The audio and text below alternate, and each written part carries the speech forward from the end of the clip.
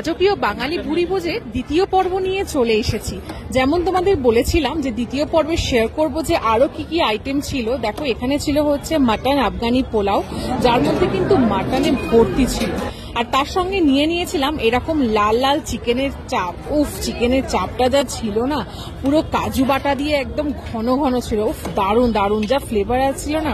আর যেমন ভেটকি মাছের পাতুরিটা খেয়ে আমার আগে এত ভালো লেগেছিল যে আমি আরো একটা ভেটকি মাছের পাতুরি নিয়েছিলাম। সত্যি ভেটকি মাছের পাতুরির কোনো জবাব হবে না। আর শুধু একবার চিকেন চাপটা দেখো কি নরম, মানে হাতে দিলেই ভেঙে গেল, এত সুন্দর নরম আর ময়েস্ট হয়েছিল। উফ, খেতে তো দারুণ ছিল, দারুণ। মানে এদের আফগানি পোলাওটা খেয়ে কেউ বলবেই না যে এটা হচ্ছে পোলাও, পুরো যেন বিরিয়ানির মতন স্বাদ। দারুণ ছিল, দারুণ। আমি আগেও বলেছি তারাশ্রী ক্যাটারারে কিন্তু খাবারের আইটেমগুলো দারুণ করে, মানে টেস্টগুলো এত ভালো করে যে বলার মতন না। আর আমি যখন আফগানি পোলাও খাচ্ছিলাম, ও দেখো মাটনের একটা চর্বির পিস দেখে ও খেয়ে নিল। পোলাও এটা চালটা এত সুন্দর ছিল না, চালটা কি সুন্দর বিরিয়ানির মতন বড় বড় চাল ছিল। আর পোলাওটা কিন্তু একদম ঝুরঝুরে পোলাও হয়েছিল। তারাশ্রী ক্যাটারারের খাবারগুলো এত সুন্দর ইউনিক বানায় বলার মতন না।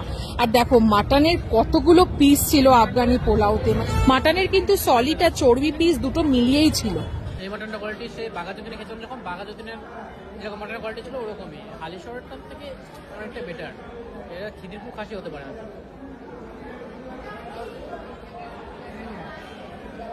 মুখে দিলে বলে যাচ্ছে সত্যি কিন্তু তাই, মাটনের পিসগুলো এত দারুণ ছিল যে মুখে দিলেই গলে যাচ্ছে। জাস্ট দারুণ ছিল, দারুণ। আর ভেটকি মাছের পাতুরিটা দিয়ে এত ভালো লাগছিল খেতে, জাস্ট বলার মতন না। আমার তো খাওয়া দাওয়ার আয়োজন দারুণ লেগেছে। মেন কোর্সের এতগুলো আইটেম খেয়ে যে পেট ভরে গেল, তারপরে যে মিষ্টি বলো, তারপরে পাঁপড় যেগুলো ছিল সেগুলো খাওয়ার মতন আমার পেটের জায়গাও ছিল না। কিন্তু বিশ্বাস করো দারুণ ছিল, দারুণ। মানে তোমাদের আমি দেখাচ্ছি। আর এখানে কিন্তু এই মাটন পোলাওয়ের মধ্যে মাটনের পিসগুলোও কিন্তু ভালোই স্ট্যান্ডার্ড পিস ছিল। চিকেন চাপটাও কিন্তু দারুণ হয়েছিল। চিকেন চাপের মধ্যে এতটা সুন্দর কাজু বাটা ছিল। আর আমার তো যেন মনে হচ্ছিল চিকেনে কাজু বাটা ছাড়াও আরো কিছু দেওয়া ছিল, যেমন চাল মগজ বাটা। তাই জন্য চিকেন চাপটার কিন্তু স্বাদও দারুণ হয়েছিল। দেখো মেন কোর্স তো খাওয়া দাওয়া শেষ। এবার নিয়েছিলাম এরকম একটু ফ্রুটস চাটনি, তার সঙ্গে ছিল নলেন গুড়ের মাখা সন্দেশ, আর নিয়েছিলাম হচ্ছে এরকম বেক রসগোল্লা।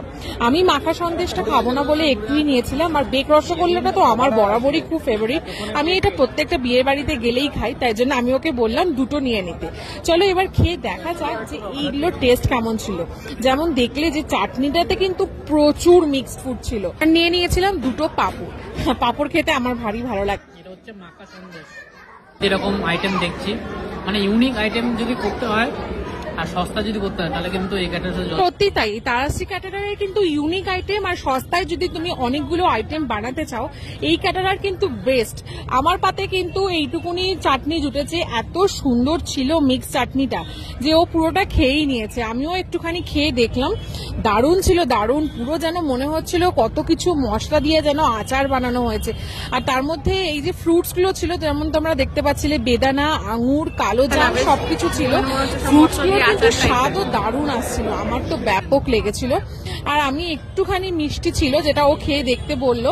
সত্যি মিষ্টিটা কিন্তু নলেন গুড়ের ছিল, দারুণ। সচরাচর বিয়ের বাড়ির শেষ পাতে মিষ্টি খাই না, কিন্তু এদের এখানে আইটেম গুলো এত দারুণ ছিল। ওফ, বেক সন্দেশটা তো কোনো কথা হবে না বস।